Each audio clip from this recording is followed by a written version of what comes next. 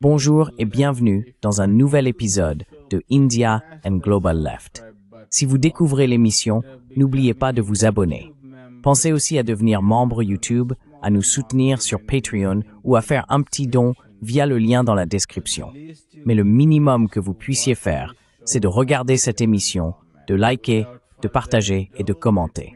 Sans plus attendre, permettez-moi d'accueillir notre invité de ce soir, le professeur Jeffrey Sachs.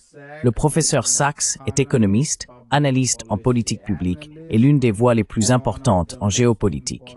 Il est professeur à l'Université Columbia.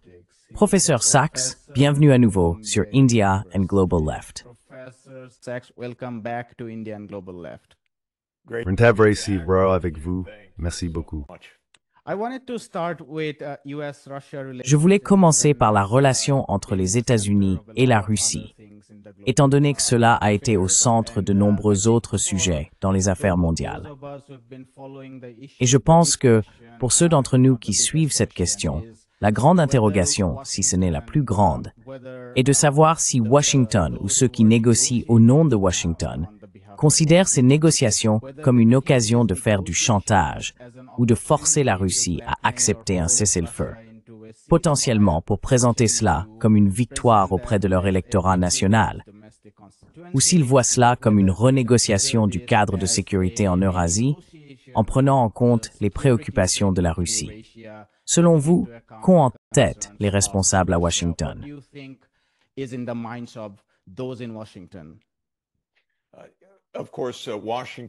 Bien sûr, Washington est quelque peu divisé.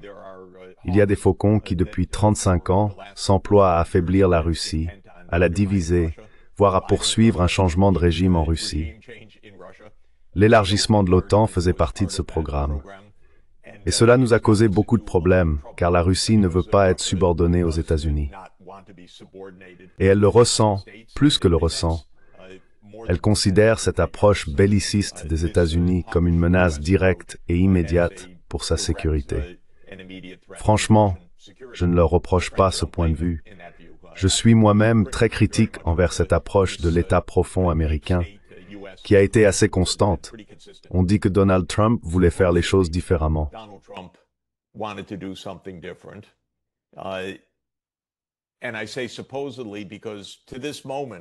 Et je dis soi-disant, parce qu'à ce jour, il n'est pas clair s'il comprend, s'il veut vraiment faire quelque chose de différent, s'il en a la capacité, ou s'il saura s'opposer à ce qui reste manifestement la frange belliciste et profonde de la scène politique américaine.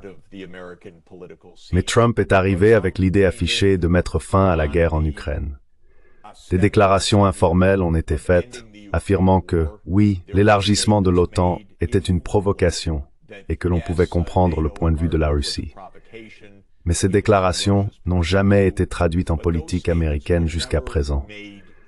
Trump n'a jamais prononcé de discours devant le peuple américain pour expliquer qu'il allait agir différemment.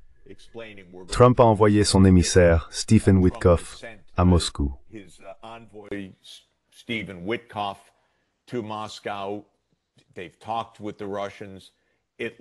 Ils ont discuté avec les Russes. Il me semblait que c'était prometteur il y a quelques mois, puis Trump a changé de position. Il a aussi envoyé ce vieil homme, le général Kellogg, qui reflète clairement le courant dominant du complexe militaro-industriel aux États-Unis. Et cela nous amène à votre question précise. Que demandent les États-Unis? Comment la Russie répond-elle? Et quelle est la véritable politique américaine en ce moment? Les Russes, pour commencer, sont très clairs. Ils disent que cette guerre est survenue à cause d'actions qui menacent la sécurité de la Russie. Et la façon de mettre fin à la guerre est de résoudre les causes sous-jacentes de ce conflit. Et la première, c'est l'élargissement de l'OTAN.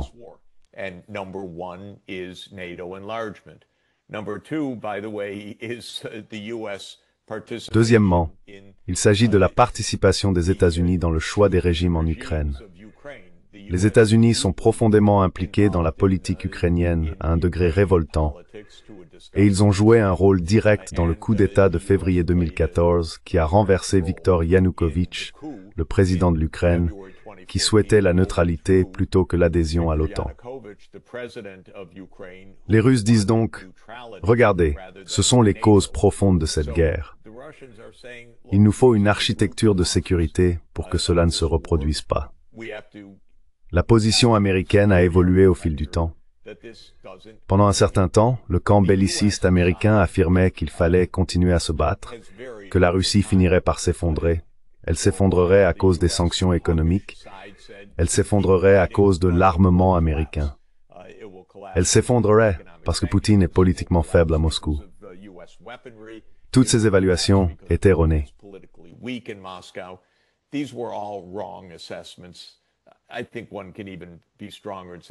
Je pense qu'on peut même aller plus loin et dire qu'il s'agissait d'évaluations délirantes, mais elles étaient fausses. Lorsque la Russie a commencé à gagner sur le champ de bataille, le camp des Faucons a dit « Le cessez-le-feu est la solution. Figeons le conflit. » Les Russes ont répondu « Eh bien, figer le conflit signifie simplement que nous avons l'avantage en ce moment. Vous voulez que nous arrêtions notre avancée, et quand votre camp se renforcera, vous relancerez la guerre parce que vous n'abordez pas les questions de fond. » Les États-Unis ne répondent jamais publiquement à ce défi. Les Européens sont au-delà du pathétique dans leur rhétorique publique. Voilà donc une partie de l'absurdité des événements mondiaux. Des questions sérieuses sont soulevées, mais on n'y répond pas de manière sérieuse. Mais les Russes disent « Que voulez-vous dire par cessez-le-feu »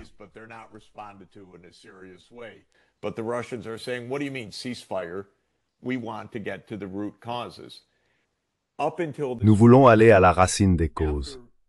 Jusqu'à présent, après un progrès initial apparent pour s'attaquer aux causes profondes, Trump a fait marche arrière et s'est tourné vers le cessez-le-feu. Ensuite, il a opté pour un cessez-le-feu inconditionnel dans une approche sur 10 jours. C'est ainsi que l'Inde s'est retrouvée impliquée dans cette affaire de tarifs douaniers. Et puis soudainement, il y a 2 jours, une annonce a été faite concernant une rencontre entre Trump et Poutine. Qu'est-ce que cela signifie? Eh bien, personne ne sait vraiment ce que cela signifie. Mais une idée, l'idée optimiste, est que Witkoff a réellement exprimé une prise de conscience des causes profondes et une volonté de s'entendre sur la résolution des causes de la guerre. C'est le côté optimiste, que Trump revienne peut-être à ce qui semblait être la trajectoire initiale.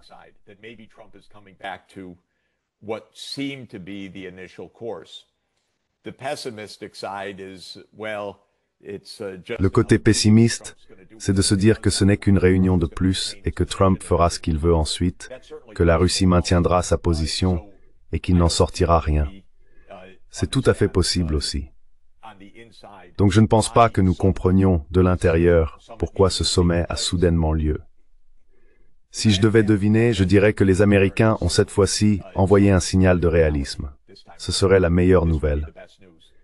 Ce qui est intéressant, c'est qu'en surface, vis-à-vis de la Russie, Trump a déclaré « Eh bien, je ne sais pas si nous continuerons à exiger un cessez-le-feu unilatéral, un cessez-le-feu inconditionnel.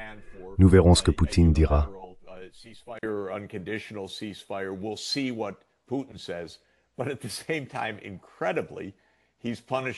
Mais en même temps, de façon incroyable, il punit l'Inde en lui disant « Vous devez arrêter d'acheter du pétrole à la Russie. » Et les droits de douane entrent en vigueur. Cela a déjà des répercussions majeures sur la politique mondiale en seulement quelques heures. Dans l'ensemble, je pense que les États-Unis sont incohérents dans leur politique étrangère.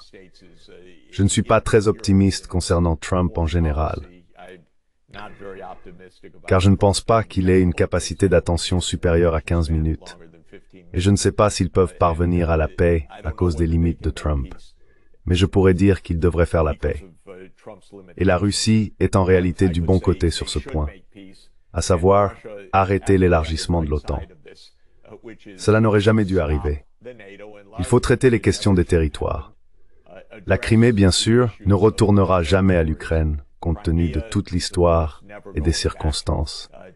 Mais il y a une possibilité de mettre fin à cette guerre, et il faut y mettre fin, et il faut y mettre fin en s'attaquant aux raisons fondamentales de la guerre.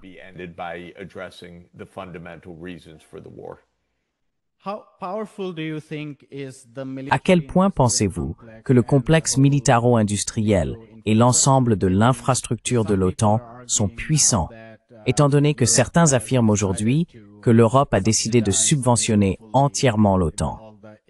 Je veux dire, toute l'aide qui s'était tarie après l'arrivée au pouvoir du président Trump a été entièrement rétablie, et même plus que rétablie, par les Européens, principalement les pays nordiques et l'Allemagne. Quelle est l'ampleur de l'incitation ou de la pression exercée par l'OTAN et le complexe militaro-industriel pour empêcher la normalisation des relations entre les États-Unis et la Russie?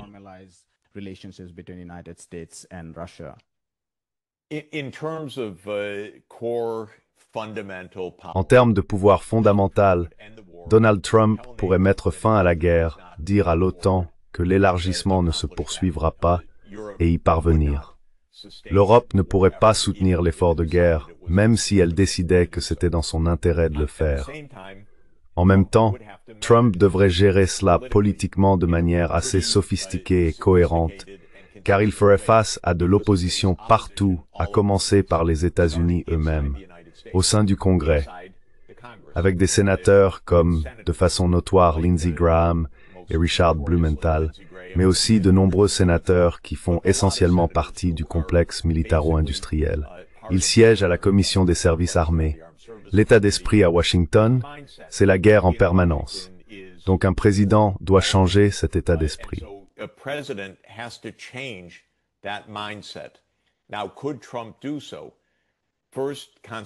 Alors Trump pourrait-il le faire? Premièrement, constitutionnellement oui. S'il dit qu'on arrête, les États-Unis arrêteront. Il a la responsabilité de la politique étrangère. Le Congrès ne peut pas mener une guerre contre la volonté du président des États-Unis. Et pour cette raison, si le président fait son travail, oui, il a l'autorité pour le faire. Pourrait-il gagner la bataille politique sur ce sujet? Oui, parce que le peuple américain, en termes d'opinion publique, en tant qu'électorat, n'a aucun intérêt pour cette guerre. Ils en ont assez. Ils n'en veulent plus. La base MAGA de Trump s'est vue promettre que la guerre allait se terminer rapidement. Les premiers discours de J.D. Vance et d'autres affirmaient que cette guerre allait se terminer rapidement. Donc ce n'est pas comme si Trump ferait face à une forte opposition de la part de l'électorat dans son ensemble.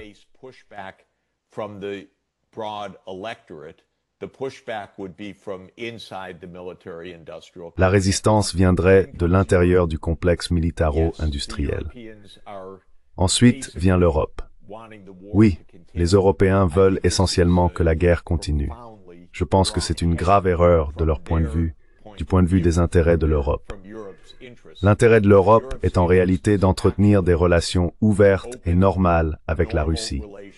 Car l'Europe et la Russie ont des économies complémentaires. Elles prospèrent lorsqu'elles commercent ensemble.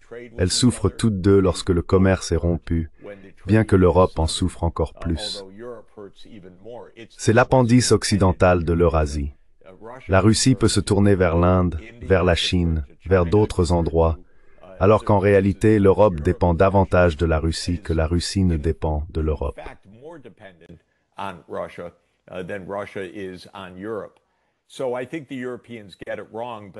Je pense donc que les Européens se trompent, mais ils forment un groupe de pression. Ils estiment qu'il est bon que l'Ukraine combatte la Russie, parce qu'ils pensent que cela réduit les chances que la Russie soit à leurs frontières. C'est une vision primitive d'ailleurs. La Russie n'a pas l'intention d'envahir l'Europe. Elle n'en a ni les moyens, ni la raison, ni la motivation, et elle ne prendrait pas de tels risques, ni rien de tout cela. Mais les Européens ont adopté une position plus dure. Comme je l'ai dit, ils n'ont pas la capacité de passer outre la décision du président des États-Unis. Ils peuvent en revanche augmenter la pression politique sur Trump, l'accuser d'apaisement, de mollesse envers la Russie. Cela compte dans une certaine mesure dans la politique américaine, et ils ne manqueront pas de le faire comme ils l'ont fait ces derniers mois. Mais pourraient-ils vraiment poursuivre la guerre sans les États-Unis? L'idée même est risible. Même avec les États-Unis, la guerre ne sera pas gagnée. La Russie va gagner la guerre sur le champ de bataille.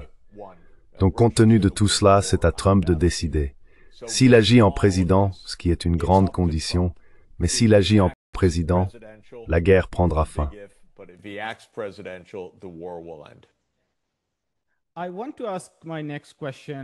Je voudrais poser ma prochaine question sur, disons, la gouvernance économique internationale. Et je souhaite aborder ce sujet à travers ce qu'on appelle les droits de douane, une forme de guerre économique. Je pense que le terme droit de douane est un peu trompeur ici, car si l'on suit cela de près, je veux dire l'accord avec l'Indonésie, le professeur Jeffrey Sachs en a parlé, les États-Unis mettent toutes sortes de choses sur la table. Droit d'investissement, droit de brevet, douane numérique, même le contrôle qualité, etc., etc. En Afrique du Sud, ils utiliseraient leurs griefs concernant l'affaire palestinienne, ou cette idée absolument ridicule de génocide des Blancs.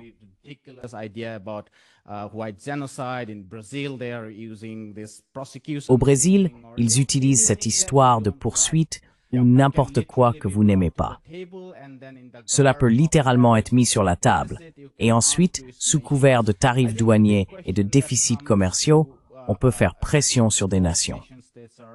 Je pense que la grande question que la plupart des États-nations se posent est qu'est-ce que cette gouvernance économique mondiale? Étant donné que les États-Unis, le chef de la mafia, agissent pour leur propre compte, il ne semble pas y avoir de plateforme collective pour résister. Je veux dire, oui, il y a les BRICS, il y a le mécanisme de l'OMC, dont le président Lula a maintenant dit qu'il se retirerait, mais nous savons comment ces choses se passent. Donc, que pensez-vous de l'impact de tout cela sur la relation Nord-Sud en particulier?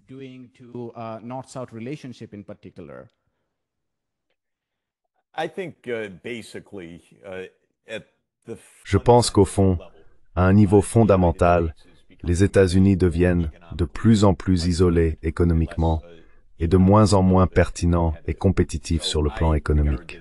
Donc, à mes yeux, c'est l'Amérique qui se tire une balle dans le pied, pas qui domine le monde ou étend son hégémonie.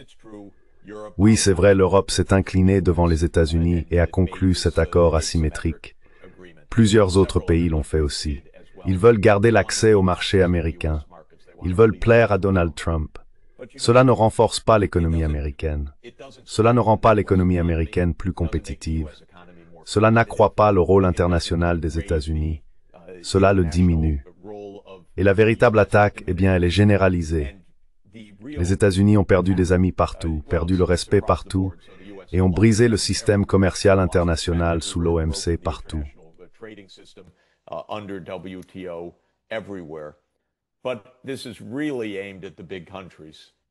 Mais cela vise vraiment les grands pays. Cela vise les BRICS. Ce n'est pas un hasard si les droits de douane élevés et punitifs s'appliquent aux grands pays, car au fond, il s'agit de pouvoir. Et il s'agit de l'idée de Trump selon laquelle il veut limiter le pouvoir des grands pays, en particulier la Chine. Mais comme je l'ai toujours dit à mes amis indiens, ne vous inquiétez pas, vous êtes les prochains. Ne vous rangez pas du côté des États-Unis, vous êtes simplement les suivants sur la liste. Et je pense que j'ai malheureusement eu raison à ce sujet. Mais la vérité, c'est que si vous vous attaquez au Brésil, à la Russie, à l'Inde, à la Chine et à l'Afrique du Sud, c'est vous qui en paierez le prix, pas ces pays, car les BRICS vont devenir encore plus intégrés économiquement.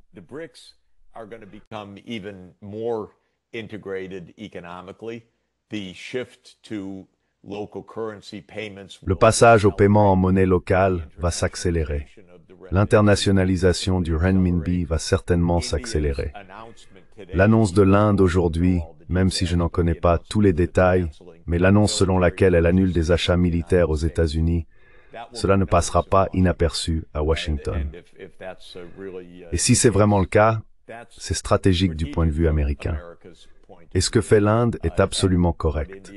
Ce que je constate, c'est que dans les 48 heures qui ont suivi l'imposition de ces tarifs punitifs et des menaces, ainsi que les 25% de droits de douane supplémentaires sur l'Inde et les tarifs punitifs sur le Brésil, cela élève en réalité la diplomatie des BRICS à un niveau supérieur.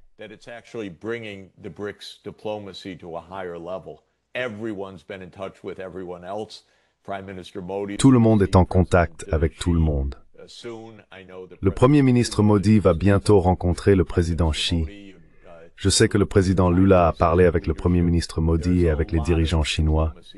Il y a actuellement beaucoup de diplomatie en cours. C'est une bonne chose. Cela accélère la transition vers un monde multipolaire. Pour moi, le constat est que les États-Unis n'accomplissent rien de sérieux, ni de constructif sur le long terme. Certainement pas pour l'économie mondiale, mais même pas pour l'économie américaine ou pour la puissance géopolitique des États-Unis. Je pense que cela va absolument nuire aux États-Unis dans les années à venir.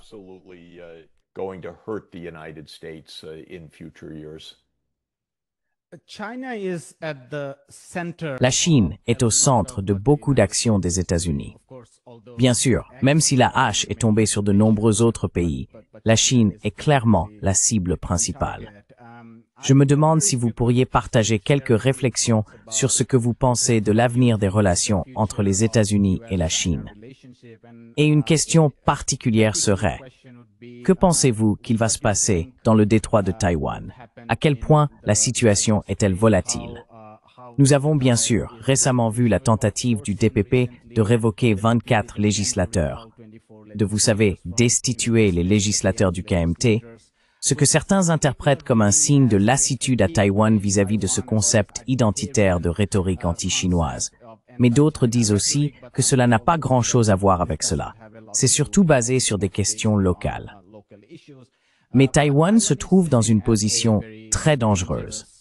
Nous voyons les Philippines incluses dans cette portée de missiles et ainsi de suite. Merci de partager vos réflexions à ce sujet.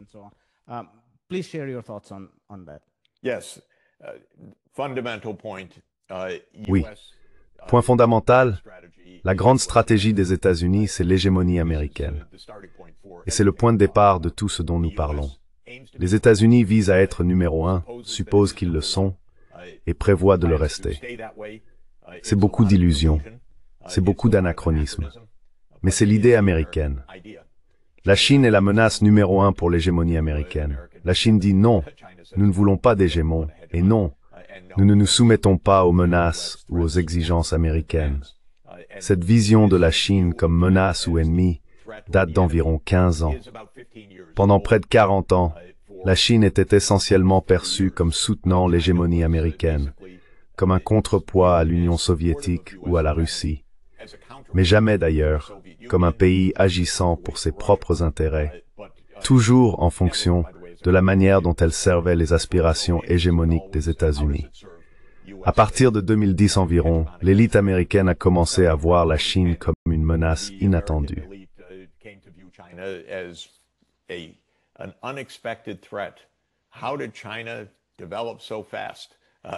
Comment la Chine s'est-elle développée aussi rapidement? Comment a-t-elle acquis cet avantage technologique? Tout cela a été une surprise. Ce n'était pas forcément une surprise pour un économiste qui observait la situation, mais cela en a été une pour l'élite américaine.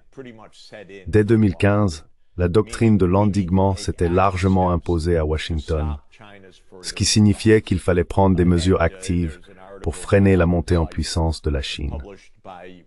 Il y a un article que je cite souvent, publié par Robert Blackwell et Ashley Tellis au Council on Foreign Relations en mars 2015, intitulé « Réviser la grande stratégie américaine envers la Chine », qui exposait la nécessité de contenir l'ascension de la Chine. Il énumérait toutes les mesures qui sont actuellement mises en œuvre dans le cadre de la stratégie américaine. Un nouveau système commercial, des barrières commerciales, des interdictions d'exportation de technologies, le renforcement militaire autour des marges territoriales de la Chine, etc. Tout cela était déjà détaillé il y a 10 ans, et ces politiques sont appliquées aujourd'hui.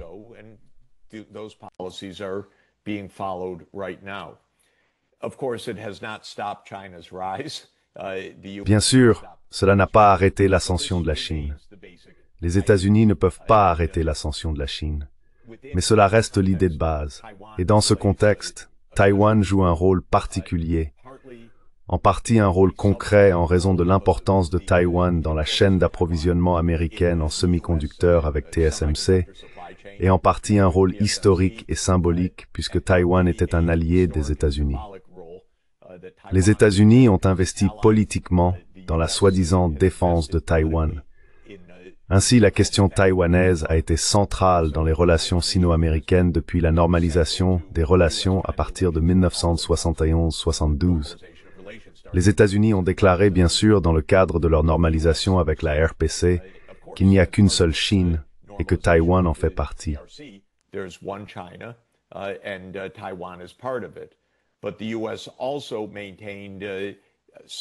Mais les États-Unis ont également maintenu un certain droit autoproclamé de défendre Taïwan et d'appeler à une résolution pacifique des tensions à travers le détroit de Taïwan. Ce qui s'est passé au cours des 10 dernières années, c'est que les États-Unis sont devenus plus véhéments en affirmant qu'ils défendent Taïwan. Et en même temps, bien sûr, la politique taïwanaise s'est orientée beaucoup plus vers une déclaration ouverte de sécession ou d'indépendance sous le DPP, ce qui a considérablement accru les tensions. Car si une déclaration unilatérale d'indépendance devait avoir lieu, et la rhétorique du DPP taïwanais s'en rapproche, ce n'est pas exactement cela, mais c'est proche. Cela pourrait éventuellement déclencher une guerre entre la Chine et les États-Unis.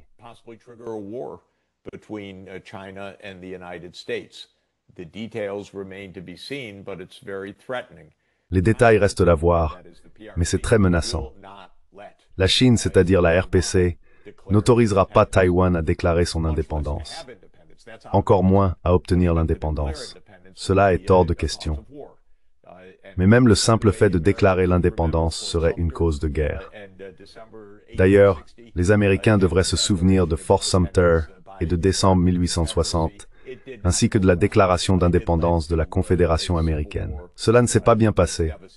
Cela a mené à une guerre civile dévastatrice pour les États-Unis. Voilà donc la situation de l'autre côté du détroit de Taïwan. Elle est très tendue.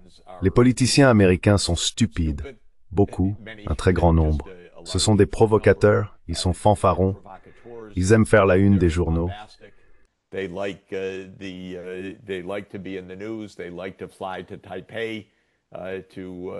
Ils aiment se rendre à Taipei pour montrer leur soutien. Tout cela, à mon avis, conduit à la possibilité que Taïwan devienne l'Ukraine de l'Asie de l'Est. Par là, j'entends que l'Ukraine a déclaré son intention de rejoindre l'OTAN. D'ailleurs, elle ne l'a déclaré qu'après que les États-Unis ont installé un gouvernement qui accepterait de le faire. Mais lorsque l'Ukraine a fait cette déclaration, elle s'est transformée en champ de bataille d'une guerre entre les États-Unis et la Russie. Et si les dirigeants taïwanais franchissent cette étape, ou si les États-Unis font quelque chose de très provocateur en termes de militarisation de leur soutien à Taïwan, il pourrait y avoir un conflit ouvert qui serait dévastateur, absolument dévastateur, terriblement menaçant pour le monde.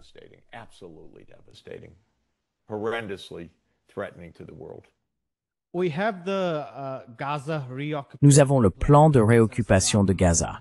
Celui-ci intervient à un moment où il y a une énorme violence, non seulement de la part des colons, mais aussi de la part des colons et de l'armée, en Cisjordanie occupée, ainsi qu'une expansion des zones de colonie à Ewan, près de Ma'ale Adumim, et ainsi de suite. Est-il juste de supposer qu'une longue occupation de Gaza va se poursuivre et qu'il n'y a pas de cessez-le-feu? Étant donné que Washington a donné carte blanche à Israël pour faire ce qu'il veut.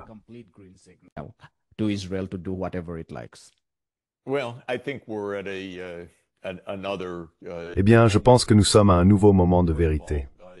Tout d'abord, Israël affame actuellement 2 millions de personnes. Nous assistons donc à un génocide sous nos yeux. C'est absolument révoltant, choquant, inacceptable, écœurant, et je dois préciser que c'est sanctionné et soutenu par les États-Unis. Soutenu. Les États-Unis sont complices de cela de nombreuses manières, y compris en armant et en finançant directement Israël alors qu'un génocide est en cours. Presque tout le monde est consterné. Presque tous les pays du monde ont voté à plusieurs reprises à l'Assemblée générale de l'ONU en faveur de la solution à 2 États. Il y a eu une réunion fin juillet à l'ONU, une réunion de haut niveau pour la mise en œuvre de la solution à 2 États, affirmant que l'occupation de la Palestine par Israël est illégale.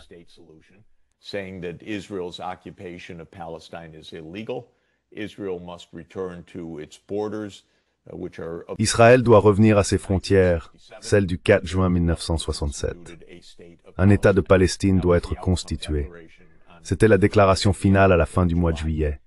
Elle bénéficie du soutien de plus de 180 pays.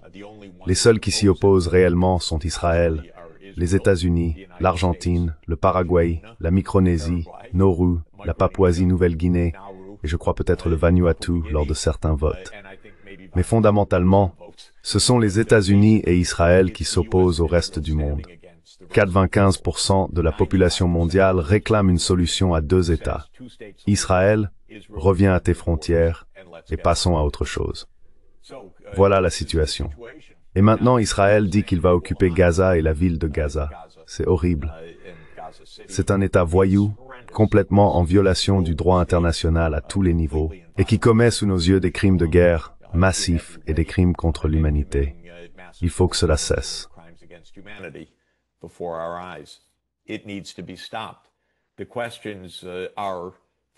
Les questions sont les suivantes.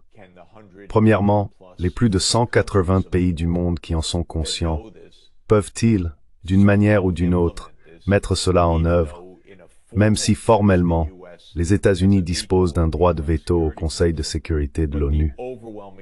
Mais le sentiment écrasant de la communauté internationale est que cela doit cesser. Israël pourrait être suspendu de l'Assemblée générale des Nations unies. Israël pourrait être sanctionné de nombreuses façons. Les pays pourraient rompre leurs relations diplomatiques. Ils pourraient imposer des blocus, non seulement sur les armes, mais aussi sur d'autres types d'échanges. Mais le génocide ne devrait pas se poursuivre sous nos yeux. La deuxième question est de savoir si les États-Unis changeraient un jour de position. Et ici, comme dans de nombreux autres domaines, l'opinion publique américaine est désormais assez nettement du côté des Palestiniens, peut-être à 65-35 à peu près.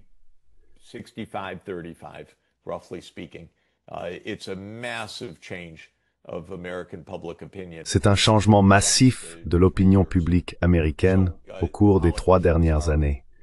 Ainsi, les politiciens vont à l'encontre de l'opinion publique américaine. Ce n'est pas si rare sur de nombreux sujets aux États-Unis.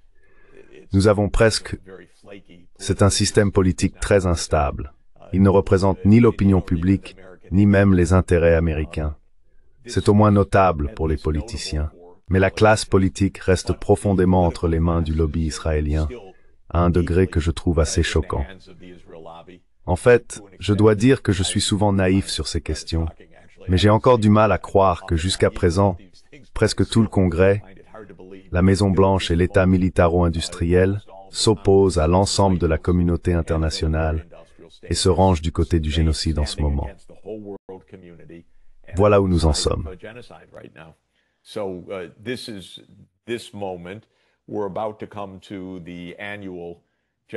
Nous sommes sur le point d'assister aux réunions annuelles de l'Assemblée générale auxquelles la France, la Grande-Bretagne et plusieurs autres pays participeront. D'après ce qu'ils disent, malgré la forte pression des États-Unis, ils reconnaîtront l'État de Palestine. Et je pense que toute la sphère politique va s'enflammer. Quant à cette annonce très précise selon laquelle Israël prévoit d'occuper Gaza, il y a eu une indignation mondiale. J'espère que le monde arabe, l'Organisation de la coopération islamique, la France et l'Arabie saoudite, qui coprésident la réunion de l'Assemblée générale de l'ONU sur la solution à 2 États, vont intervenir et dire « Non, vous n'occuperez pas Gaza ». C'est hors de question. C'est contraire au droit international, c'est contraire à l'Assemblée générale de l'ONU et qu'ils mettront en place une solution alternative.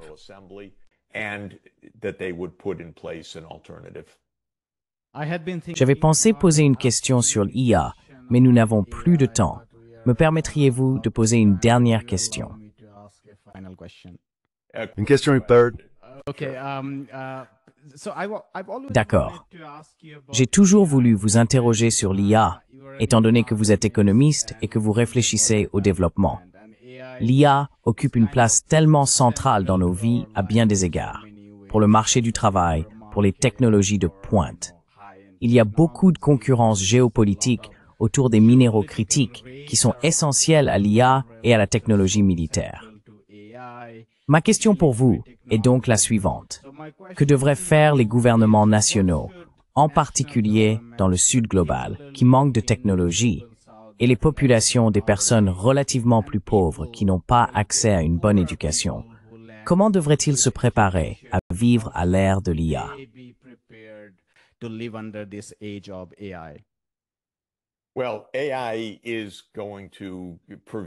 Eh bien, l'IA va imprégner toutes les économies et tous les secteurs. Elle sera donc essentielle aussi bien pour les économies riches que pour les économies pauvres.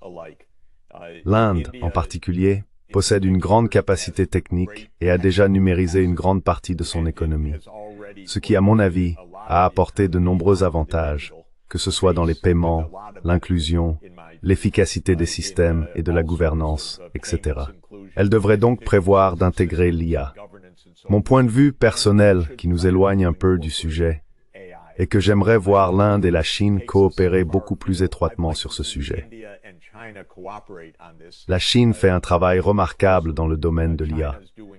Et l'un des points notables pour la Chine, afin de rivaliser avec les grandes entreprises technologiques américaines, est qu'elle a adopté l'open source.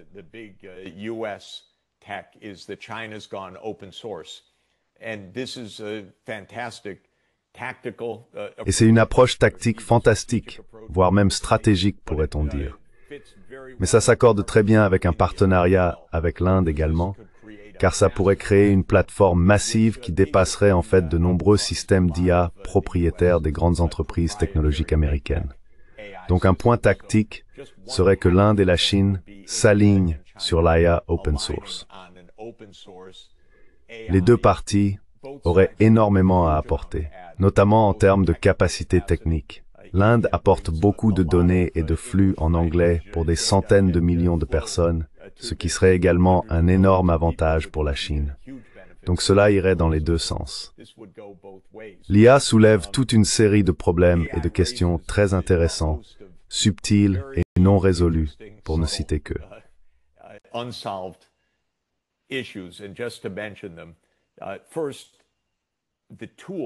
Tout d'abord, cet outil peut accélérer considérablement le développement.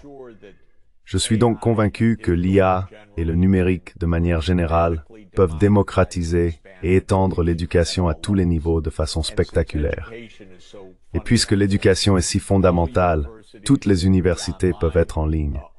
Toutes les écoles peuvent offrir des tuteurs avatars individuels pour les élèves. Nous pouvons faire énormément pour améliorer l'éducation grâce à ces outils eux-mêmes. D'ailleurs, j'enseigne moi-même exclusivement en ligne ces temps-ci.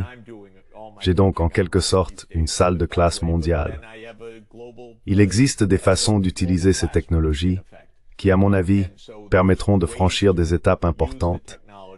L'IA résoudra d'énormes problèmes dans le domaine de la santé, en particulier là où il n'y a pas de médecin.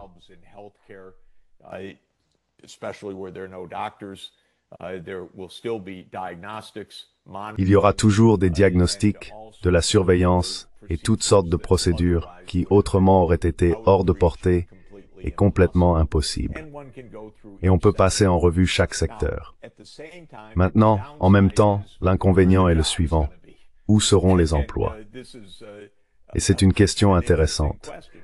Allons-nous tous devenir des étudiants et des personnes oisives parce que les machines vont faire ce qui doit être fait? C'est un scénario un peu extrême, mais il y a une part de vérité là-dedans. Mais alors, à qui appartiennent les machines? Et comment les pays pauvres vont-ils participer à cela? Je dois vous dire, pour avoir travaillé sur ce sujet et y avoir réfléchi, que les réponses ne sont pas claires quantitativement. Nous ne comprenons pas vraiment.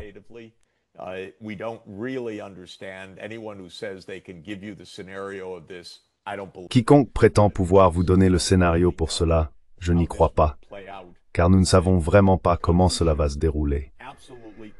Les pays doivent absolument prévoir l'intégration rapide de l'IA dans les services publics, dans la gouvernance, dans les secteurs clés de l'économie, que ce soit l'agriculture, l'exploitation minière, l'industrie manufacturière, etc.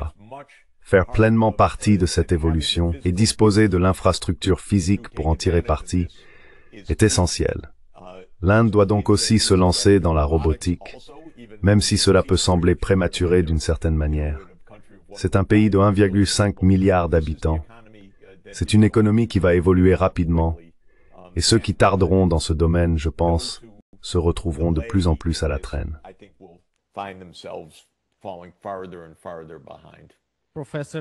Le professeur Norman Finkelstein m'a un jour dit que ChatGPT avait rompu sa relation avec ses étudiants.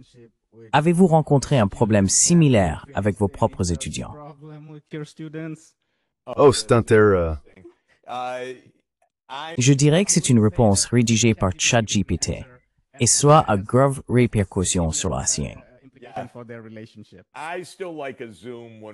J'apprécie toujours une réunion Zoom quand on peut se regarder dans les yeux. Donc j'ai encore plus de conversations avec plus d'étudiants partout dans le monde qu'auparavant. C'est pas exactement de l'IA, mais c'est numérique. Et j'aime ça parce que, comme je l'ai dit, j'ai la chance amusante d'enseigner dans une salle de classe mondiale. Nous allons nous arrêter là, professeur Sachs. Merci beaucoup pour votre temps. Ce fut une conversation très agréable. C'est absolument merveilleux d'être avec vous. J'espère que nous pourrons faire cela bientôt. Passez une excellente fin de journée. Au revoir. Merci. Bonjour, je m'appelle Ayushman. Avec Jyotishman, nous avons lancé cette plateforme. Depuis 2 ans, nous essayons de créer du contenu pour les forces de gauche et progressistes. Jusqu'à présent, nous avons interviewé des économistes, des historiens, des commentateurs politiques et des militants. Si vous avez apprécié notre contenu jusqu'à présent et souhaitez que nous construisions une archive pour la gauche, j'ai 2 demandes à vous faire. Merci d'envisager de faire un don à cette cause. Le lien se trouve dans la description ci-dessous. Si vous ne pouvez pas le faire, ne soyez pas triste. Vous pouvez toujours aimer nos vidéos et les partager avec vos camarades. Enfin, n'oubliez pas d'appuyer sur le bouton d'abonnement. Finally, don't forget to hit the subscribe button.